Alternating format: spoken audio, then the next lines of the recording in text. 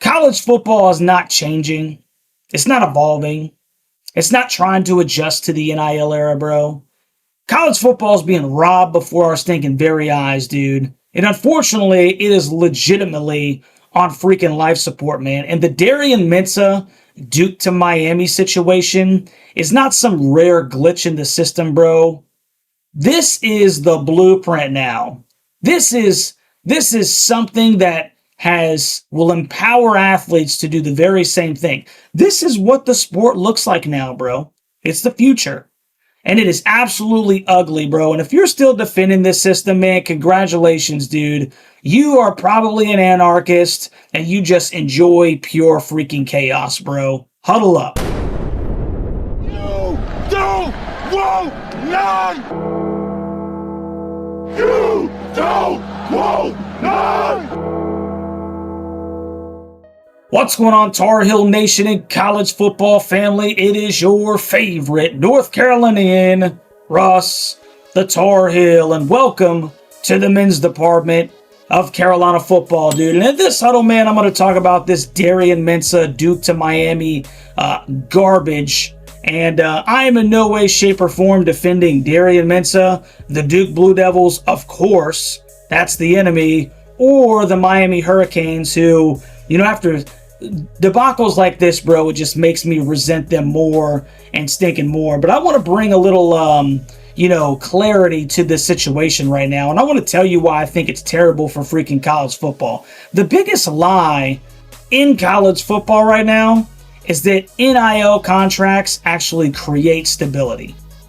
That is like the dumbest thing ever when you actually look into what an NIL contract is, bro. They don't create stability. They create these temporary leasing agreements with basically no enforcement. Duke did not sign Darian Mensah to a football contract, which is kind of what I just assumed that it was basically, it's NIL deal. That's kind of what happened, right? Shame on me.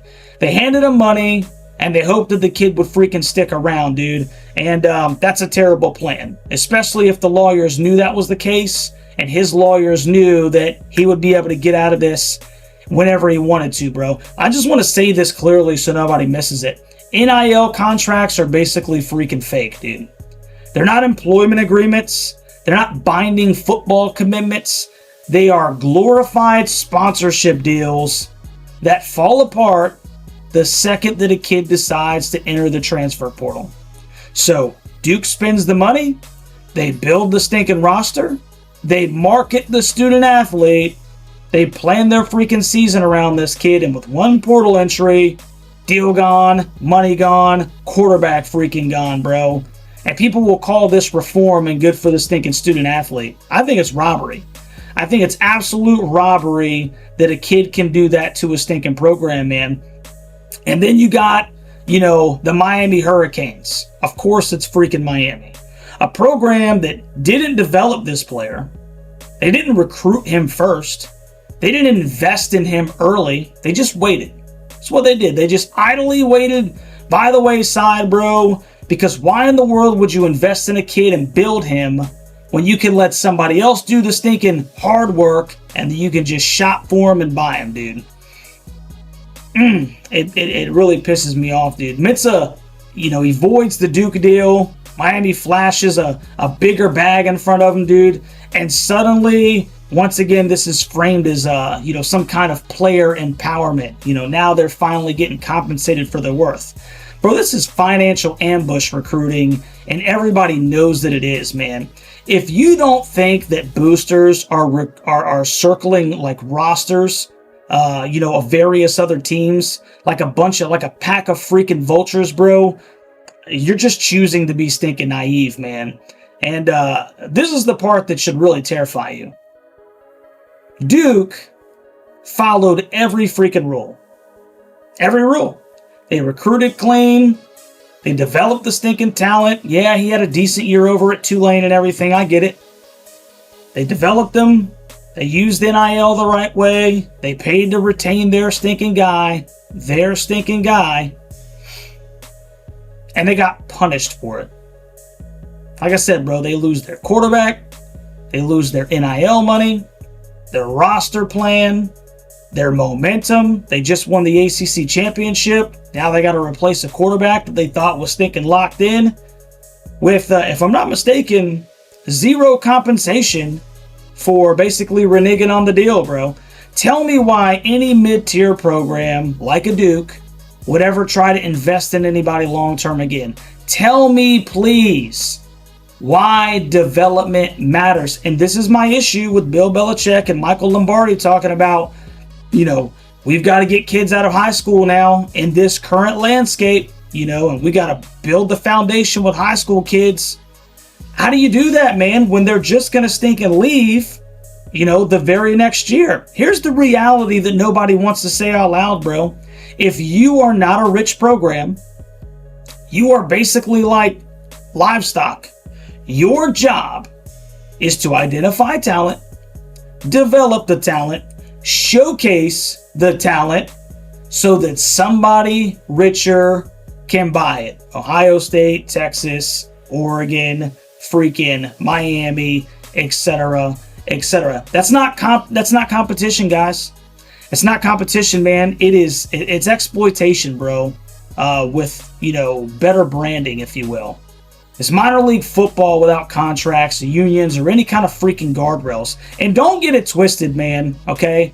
The players are not safe under this current system either, all right? Because people will say, oh, well, they're empowered now. No, today they're empowered. Tomorrow they're stinking disposable. Don't think that that's not happening. When NIL dries up, when the next portal quarterback shows up, when the booster wants a shiny new toy, there is no protection, there is no guaranteed money, there is no long-term security. This system creates stars, and then it freaking gobbles them up, dude. There's no protection for the student athlete either, because the school can just say, hey, we're not going to honor your daggum contract next year, your scholarship, if you will. And this is what it all boils down to, man. This is kind of because the fans are what make the sport. I don't care what anybody says. Without fans, it would just be intramural football. That's all it would be. But you got to ask yourself, bro, in this current system, why should fans give two rips anymore? You can't get attached to the players. You couldn't possibly believe in stinking rebuilds, which is what my program currently is undergoing right now. You can't trust recruiting classes. Every single offseason, bro, is a free agency. That's what it is. Every roster is temporary. Every breakout star is a freaking flight risk, bro. You almost gotta hope that you don't have some guy that just has a breakout year. I remember Omarion Hampton had a huge year. People were trying to stink and poach him. The Miami Hurricanes, yeah, that was the thing. It's crazy, bro. It's stinking crazy, man. College football used to be about identity. We were North Carolinians. We were Tar Heels, bro. The fans, the coaches, the stinking fan base, the players, they were stinking Tar Heels or whatever school you went to. Now it's just, spreadsheets and freaking bidding wars, 2, 3, 4 times a year, man. We've got to stop pretending. If NIL money doesn't require roster commitment, then this is just pay for play. That's all it is. Without any kind of honesty or loyalty at all, bro. And the NCAA is completely complicit. They're complicit, bro. They didn't lose control. They abandoned it. They just kind of let it run roughshod because everybody was talking bad about them. I don't know, man. Darian Mensah didn't break college football. Okay, this has been something that's been stewing for a long, long time. And I don't know if you can put this toothpaste back in the daggone, tube, if you will. He proved that this thing is already broken, man. And I'll be honest with you, dude. If you're a fan of any program that doesn't have just unlimited money, the deepest of pockets, like I said, apparently Miami, Oregon, Ohio State, Texas, one of these blue blood college football programs, dude, you're almost not even rooting for a team anymore. You're just trying to survive every stinking year, bro. And I can't stand it. I can't stand what it's become. It's just not the college football that I grew up with, man. So I don't know. You guys let me know what you think about this down in the comments section. Tar Heel Nation, College Football Nation, man, what do you think about this Darian Mensah stuff? You know, what do you think about contracts? Where should we go from here, dude? Or are you perfectly fine with it? You know, if you're an Ohio State fan or you're some team that, you know, has just unlimited daggum money and you know that you can just stay at the freaking top, dude, because you can purchase the best players in the country and you don't even have to develop them. You know, are you okay with this? Is there any kind of ethics involved in this thing anymore? Are we teaching any kind of loyalty or you know, just how to grow up and work hard and be a part of something and grow together? Or just some stinking free-for-all, man? I don't know. Like I said, let me know what you think about it down in the comment section, man. Like, share, and subscribe to the daggum channel. It is a great day to be a Tar Heel. And like we always do, man, go to hell, Duke. Especially now. I can't believe you stinking chumps allowed this to stinking happen. And also go to hell, State. Love you guys, and we'll talk to you on the next one, baby. Go Heels.